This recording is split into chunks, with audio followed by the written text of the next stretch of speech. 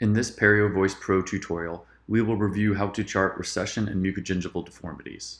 If there is a mucogingival deformity, meaning there is less than 1 millimeter of remaining keratinized attachment, say recession prior to charting the recession numbers, you will later see a dashed line in the charting. 1 buccal. Recession.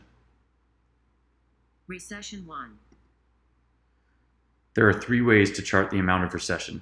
If the probing depths are normal and you would like to chart the amount of recession, just say the millimeters of recession.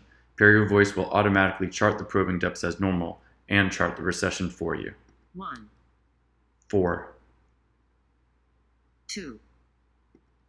If the probing depths are not normal, say the 3 pocket depth numbers followed by the recession amount in millimeters. 2. 3235. 3.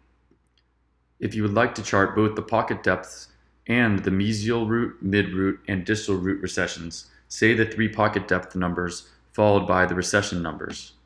3. 323567. 4.